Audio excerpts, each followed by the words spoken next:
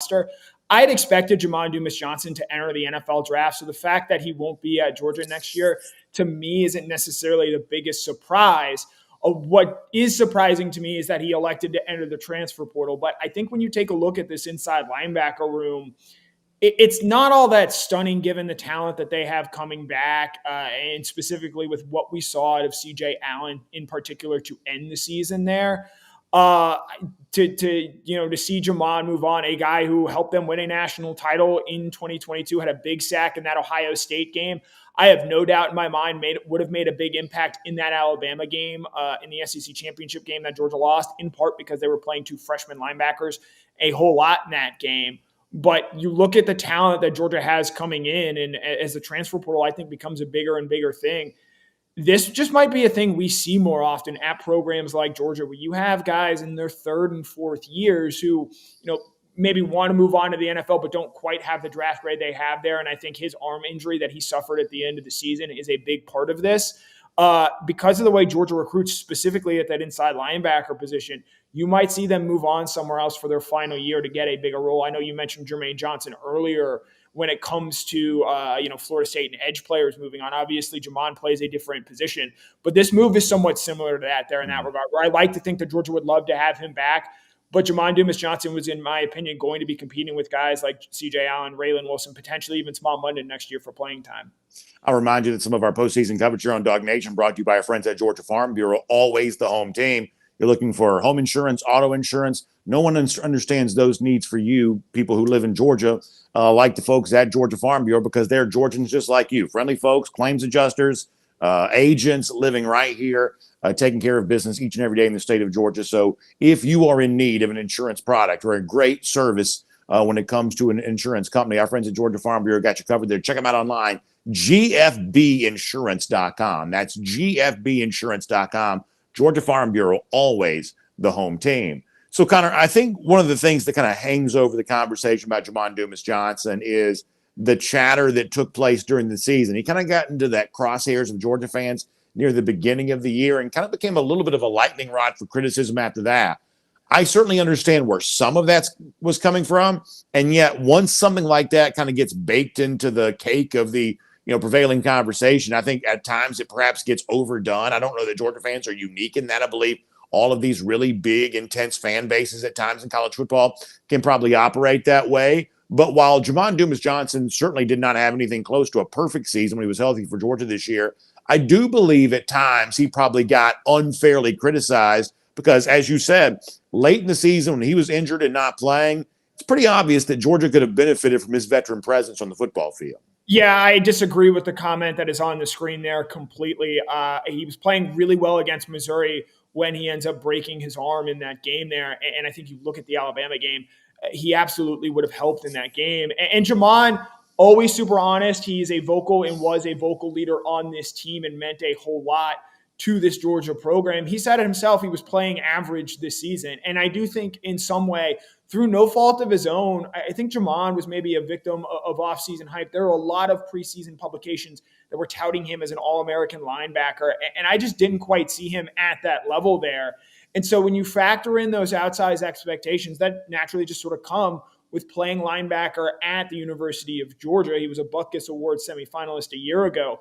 To your point, I think people pretty quickly turned on him, but now in sort of a funny way, those same people that were very like, we need to play CJ more, we need to give Raylan Wilson more snaps.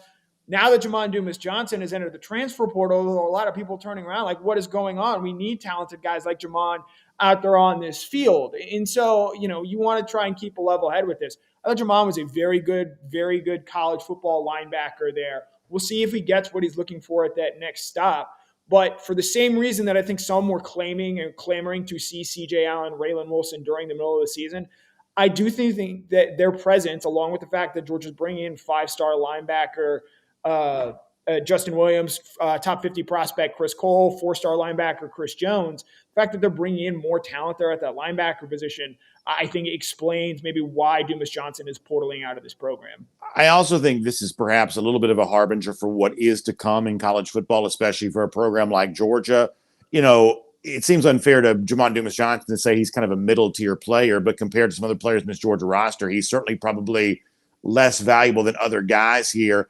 I don't know how often in the future teams are going to have a whole lot of confidence in their ability to hold on to what you might think of as kind of middle tier players. Jamon Dumas-Johnson, solid starter in 2022. He was, kind of a borderline sort of national award candidate. So I realize he's played a high level brand of football for Georgia before, but this is not the difference between a national championship and not. And I just think that for every program, there is going to be a certain finite limit to what your NIL space is.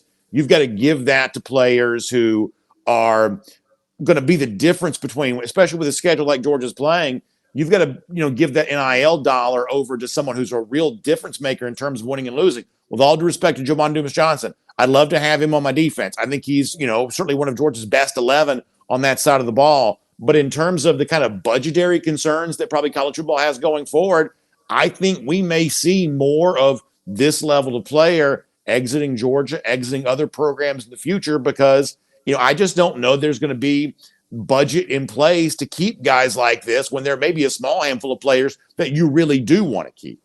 Jamon Dumas-Johnson could go Maryland, where he is from, Virginia Tech. He'd go to Syracuse, where Fran Brown is the head coach at now and has already brought he's brought Jackson Meeks, and I have a feeling he's going to bring a few more players with him up there to Syracuse, and not just be, a starting caliber middle linebacker there, but be perhaps the best player on their defense.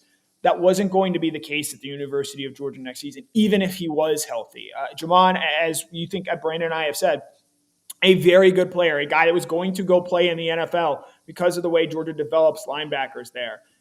But you can't sit here and tell us that he's an Kobe Dean level impact player or he's got a Quay Walker-like future there. And so I think that this is a symptom of where college football is going in the future, where you have guys who are good, capable level players, in some cases in Jamon's, and every down starter for this team.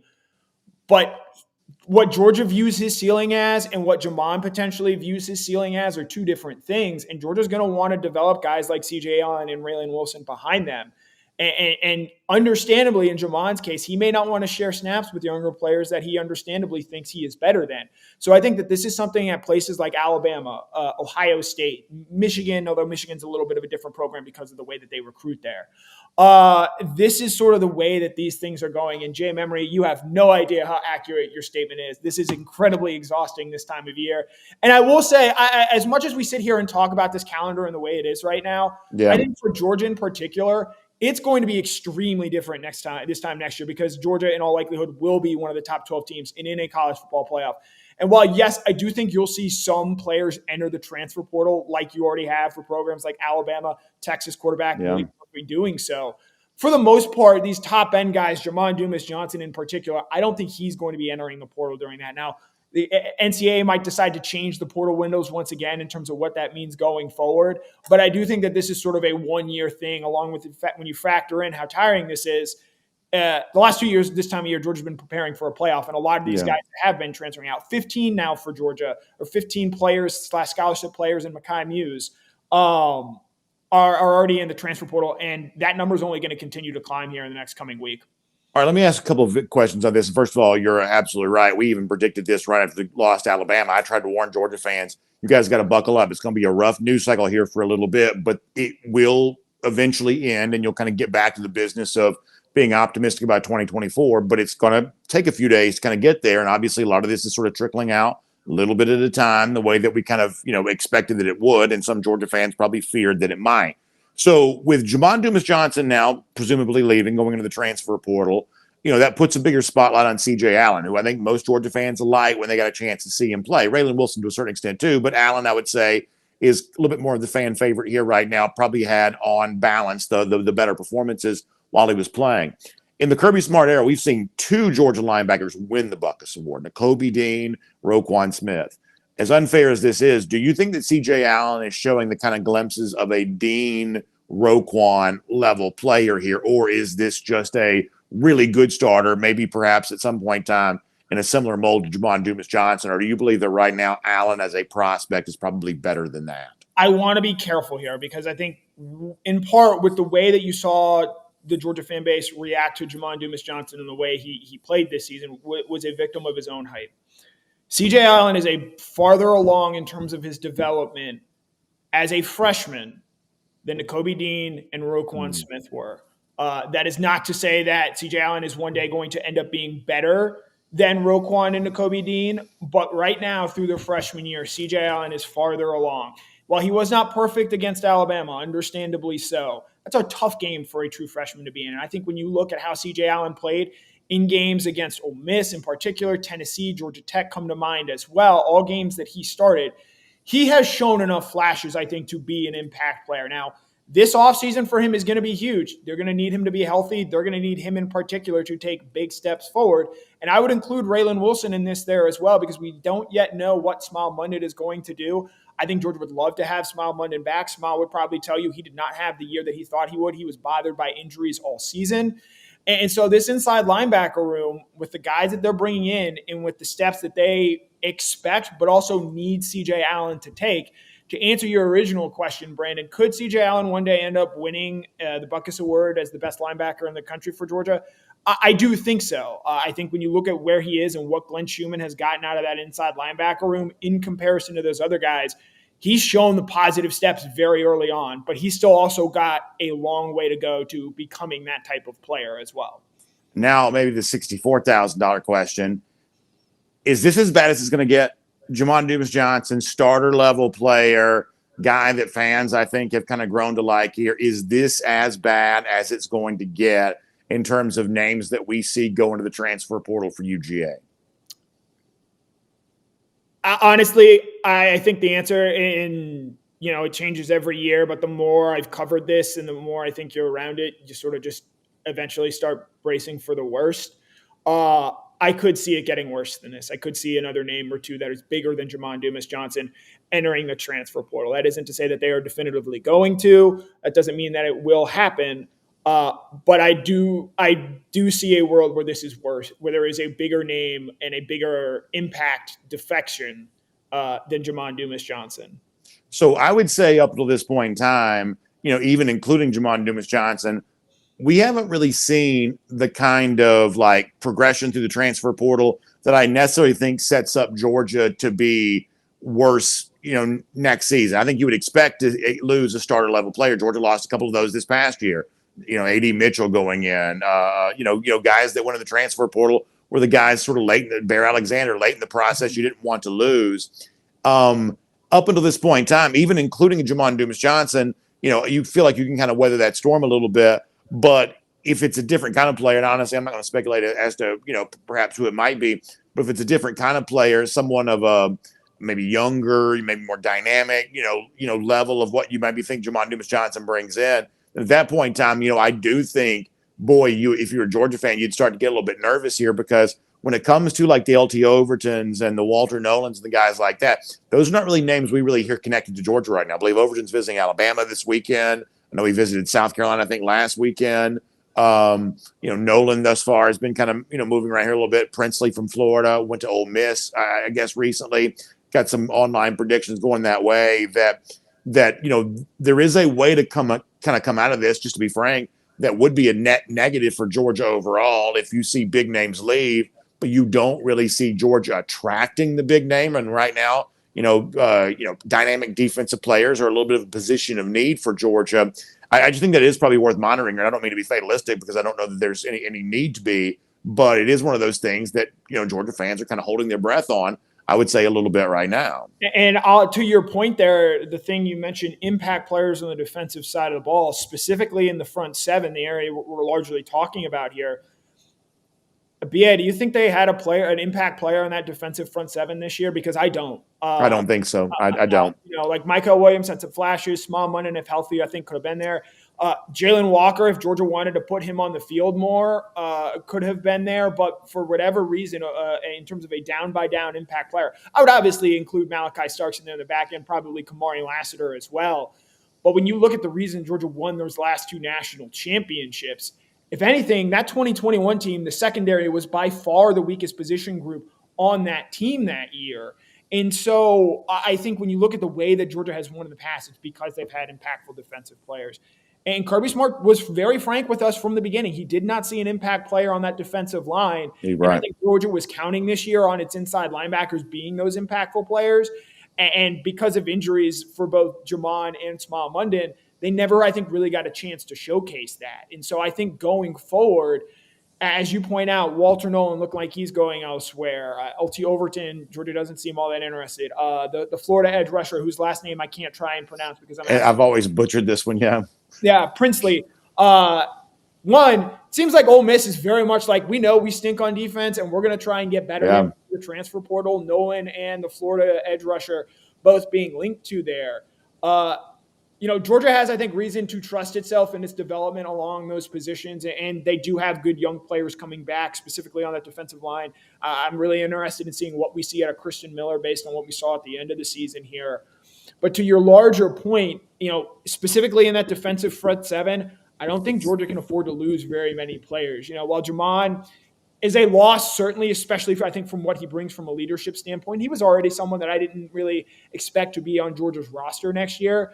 If they lose someone bigger than Jamon Dumas-Johnson, I think that really does impact next season.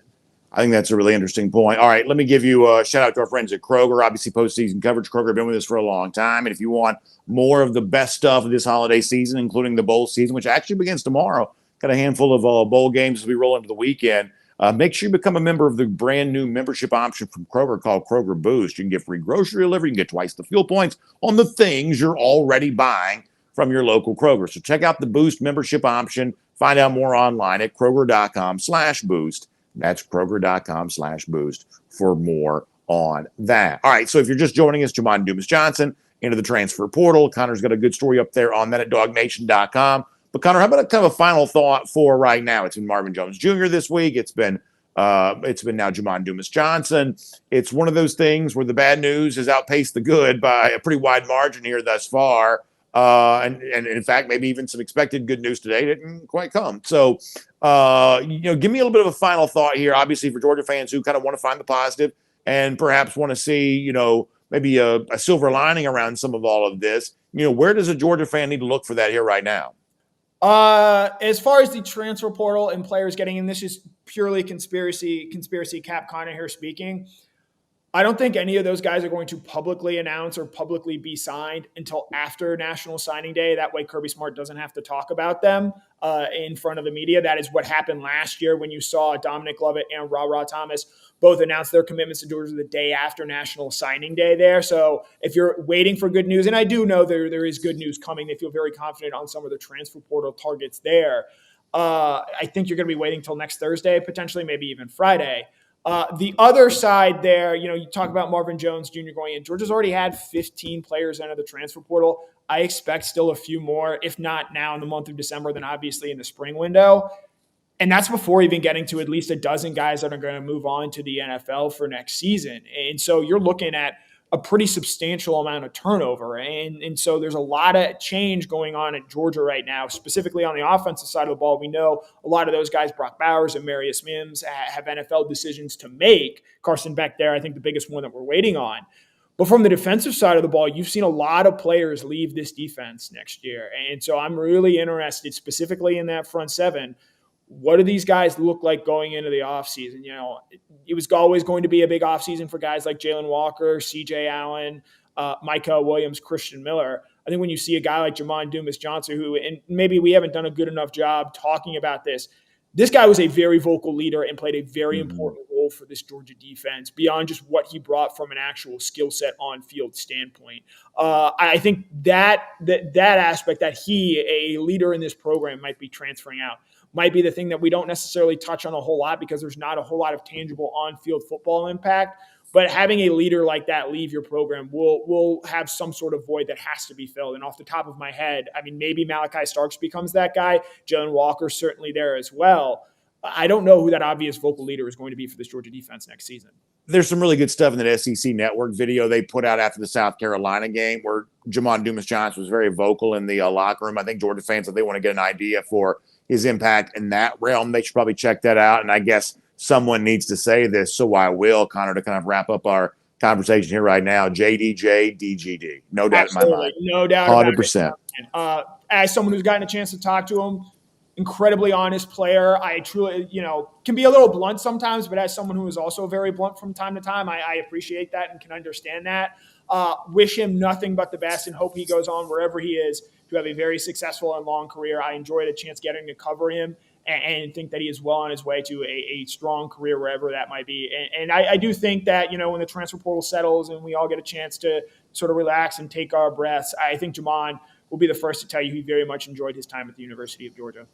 All right, so that is Connor Riley. I'm Brandon Adams. Our postseason coverage here around DawgNation brought to you by Kroger, R.S. Andrews, Royal Caribbean, and Georgia Farm Bureau. We'll obviously be back as news warrants in the days ahead. And then, of course, some certainly much more fun conversations as we head towards Wednesday and National Signing Day. And then right after Christmas, on our way down to South Florida for the Orange Bowl there as well. There is good news on the horizon here for UGA. We kind of knew we'd have to kind of sift through some of this kind of stuff to get there. Everyone in college football pretty much in the same boat on all of that. But we certainly appreciate you being here for us on this with us here tonight. I'll see you tomorrow morning for DawgNation Daily. Connor will have you plenty of good stuff coming there at DawgNation.com as well. And we'll talk to you again very soon right here on the DawgNation video channels. Have a great night, everybody.